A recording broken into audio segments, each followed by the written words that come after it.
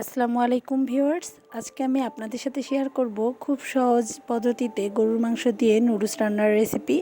আর নুডলসটা কিন্তু আমরা ছোট বড় সবাই অনেক পছন্দ করি। তো সামনে যেহেতু কোরবানির ঈদ আসছে, গরুর মাংস দিয়ে কিন্তু আমরা অনেকেই বাসায় নুডলস রান্না করব, তবে সবারটা কিন্তু মজা হয় না। তো আজকে আমার রেসিপিটা ফলো করলে কিন্তু আপনাদেরটাও অনেক বেশি মজার হবে। তো চলুন রেসিপিটি দেখে নেওয়া যাক। প্রথমেই আমি এখানে গরুর মাংস নিয়েছি।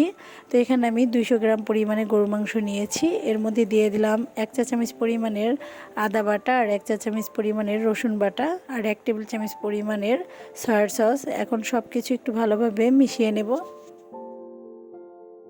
গরুর মাংসটা আমি ছোট ছোট পিস করে কেটে নিয়েছি, যাতে করে খুব সহজেই সিদ্ধ হয়ে যায়। তো এখন আমি এটাকে ম্যারিনেট করে একটা সাইডে রেখে দেব আধা ঘন্টার জন্য।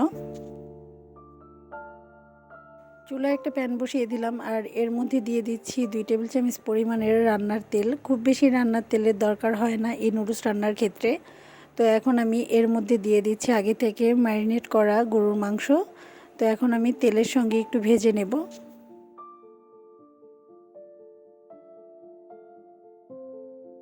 চুলার আঁচটা মিডিয়ামে রেখে ভেজে নিতে হবে, খুব বেশি হাই হিটে ভাজা যাবে না, তাহলে কিন্তু মাংসটা পুড়ে যাবে আর সফট হবে না।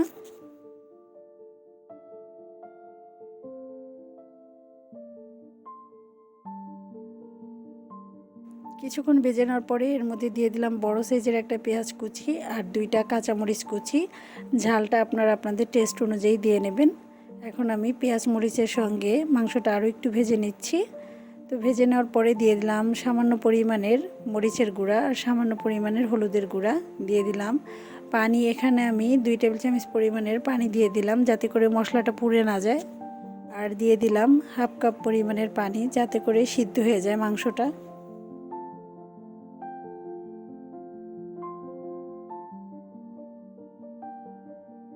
ঢাকনা দিয়ে আমি 5 মিনিটের মতো মাংসটা রান্না করে নিয়েছি, আর এর মধ্যে কিন্তু পুরোপুরি সিদ্ধ হয়ে গেছে। এবার এর মধ্যে দিয়ে দিলাম 2 প্যাকেট নুডলস। এখানে আমি মিস্টার নুডলস নিয়েছিলাম, আপনারা যে কোনো ব্র্যান্ডের নুডলস নিতে পারেন। আর দিয়ে দিলাম গাজর কুচি, এটা অপশনাল, আপনাদের হাতের কাছে থাকলে দেবেন, তা না হলে দেওয়ার দরকার নাই।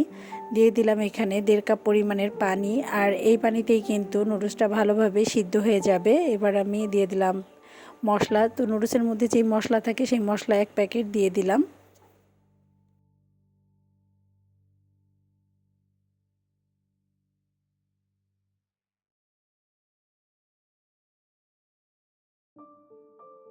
একটু নেড়ে চেড়ে আমি মশলাটাকে মিশিয়ে নিচ্ছি। এখন আমি ঢাকনা দিয়ে দেব, চুলার আঁচটা মিডিয়ামে রেখে।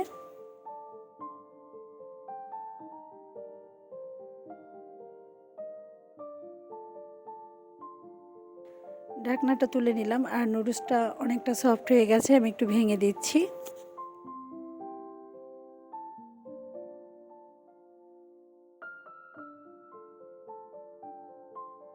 নেড়ে চেড়ে দিচ্ছি, আর পানি কিন্তু এখনও অল্প পরিমাণে আছে, আর এই পানিটা একেবারে শুকিয়ে নেব নুডলসটা, তাহলে খুব বেশি ঝরঝরে হবে।